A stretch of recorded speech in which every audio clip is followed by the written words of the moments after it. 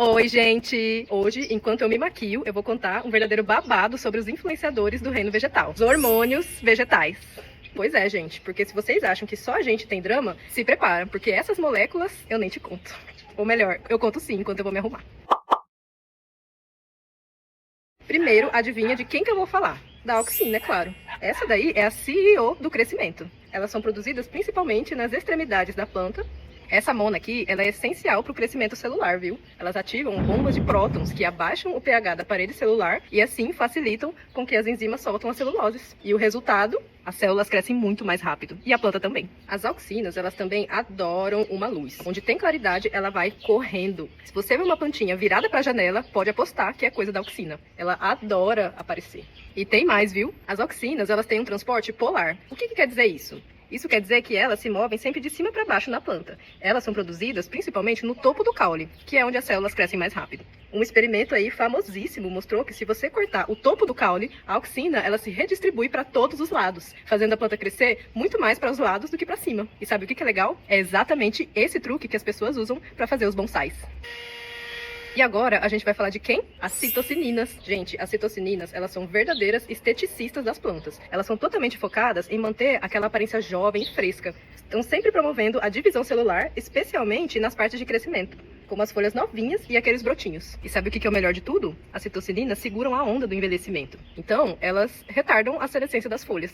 Isso acontece porque elas bloqueiam as enzimas que quebram a clorofila, mantendo as folhas verdes e cheias de vida. Imagina só, uma planta vibrante, cheia de cor e vitalidade, sem nem envelhecer. E vocês acham que para por aí? Elas têm um papel super importante com as auxinas, aquelas outras hormônios amigos delas. Juntas, as citocininas e as auxinas equilibram o crescimento da planta, tipo uma equipe de melhores amigas que se apoiam em tudo. Esse equilíbrio entre elas define muito sobre o jeito que a planta vai crescer, garantindo que nada saia do controle. Sabe aquela amiga perfeccionista que organiza tudo em planilhas? Pois é, esse é o trabalho das citocininas no mundo vegetal.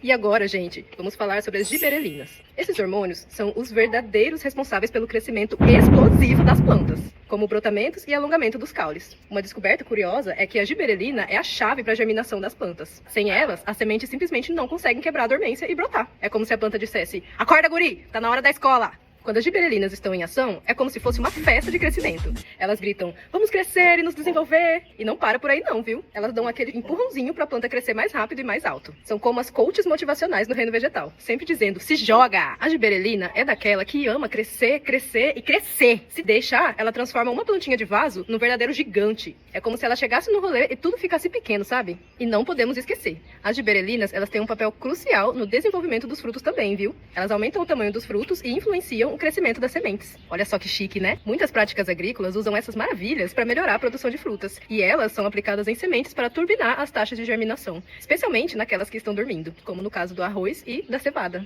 Mas as giberelinas, elas não fazem tudo sozinhas não, viu? Elas têm um network poderoso com outros hormônios, como as auxinas e as citocininas. Juntas, elas formam um time incrível que regula processos complexos, como crescimento, divisão celular e diferenciação. Então, gente, as giberelinas, elas são realmente as estrelas do show nos crescimentos da planta. Agora, a gente vai falar sobre a verdadeira diva do mundo vegetal, e o dramático do rolê, viu? Que é o etileno. Esse hormônio é único, porque ele atua de forma gasosa e se move rapidamente, fazendo tudo acontecer em um piscar de olhos. Ele é o responsável pela maturação dos frutos climatéricos, aqueles que costumam amadurecer após serem colhidos, como as bananas e os tomates. Quando uma fruta ela é colhida, ela começa a produzir o etileno, e é como se ela lançasse uma festa de amadurecimento, acelerando a produção de mais etileno nos outros frutos ao redor. É como um verdadeiro festival, sabe? Tudo é um grande acontecimento com o etileno. Sabe aquela fruta que amadurece rapidinho? Então, é coisa do etileno. Ele adora um show. Você vira as costas e, do nada, a maçã já tá madura demais, a banana passa do ponto. Os frutos que são não climatéricos, como os morangos, as uvas, elas não respondem da mesma forma ao etileno. Elas precisam estar na planta para amadurecer adequadamente. Interessante, não é? Além do amadurecimento, o etileno ele também está envolvido na senescência foliar e na resposta à queda de folhas. Quando uma folha ela tá pronta para cair, o etileno é liberado, sinalizado que é a hora de desprender e realocar os nutrientes para outras partes da planta. Sabe quando você vê aquelas folhas amarelas caindo no outono? É o etileno trabalhando. E a gente também não pode esquecer do ácido abscísico, ou ABA, o verdadeiro guardião secreto das plantas. Quando rola um estresse, como seca ou calor, ele é o herói que entra em ação. Ele sabe muito bem fechar os estômatos, que são essas portinhas, sabe, nas folhas, para as plantas economizarem água. Tipo assim, ei, calma, a gente não vai gastar mais agora.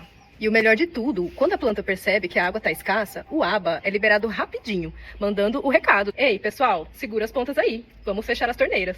O ABA também é um mestre na estratégia com as sementes. Ele as coloca para dormir se o clima está tenso, garantindo que só despertem quando for seguro. Assim, as sementes ficam lá, dormindo tranquilas, esperando o momento certo para acordar e aproveitar o sol.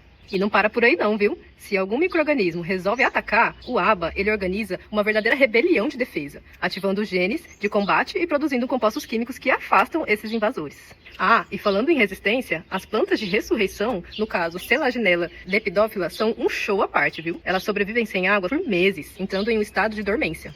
E aí, quando finalmente chove, elas voltam à vida, como um verdadeiro milagre da natureza. E quem é que faz isso? O ABA, meu amor. E agora, para finalizar, temos os jasmonatos, ou o ácido jasmônico. O ácido jasmônico ele é tipo o ninja guardião das plantas. Quando um inseto atrevido ou um patógeno resolve atacar, é o ácido jasmônico que aparece para salvar o dia. Ele ativa genes de defesa e dá aquele aumento na resistência da planta, como se estivesse chamando um exército de soldados prontos para a guerra. Imagina só, a planta basicamente diz: não mexe comigo, que eu não ando só. Mas ele não para por aí não, viu? O ácido jasmônico também é o mestre da estratégia. Além de defender, ele ajuda a mobilizar nutrientes quando a coisa aperta. E ele equilibra a balança entre crescimento e defesa. Se a planta está sob estresse, ainda estimula a produção de compostos tóxicos que afastam qualquer herbívoro mal intencionado. Agora, para colocar mais drama na história, o ácido jasmônico ele é super parceiro do etileno. Eles são a dupla mais dinâmica dos hormônios. Juntos, eles coordenam respostas rápidas e intensas contra qualquer estresse, fazendo a planta ficar forte, resiliente e pronta para tudo. Se juntas já causam, imagina juntas. Fala sério, gente. É a verdadeira resistência em equipe, digna de um show da natureza. Então é isso, pessoal. Esses hormônios são as estrelas do drama do mundo das plantas. Eles trabalham juntos e às vezes até competem, tudo para garantir que a planta cresça forte, se defenda e produza também. O equilíbrio entre eles é fundamental para a saúde das plantas. Curtiu essa fofoca científica? Deixa o seu like, compartilhe e comente qual hormônio você acha que mais combina com você. Da próxima vez que olhar para uma planta, lembre-se de todo o babado que acontece debaixo da superfície. Um beijo, tchau!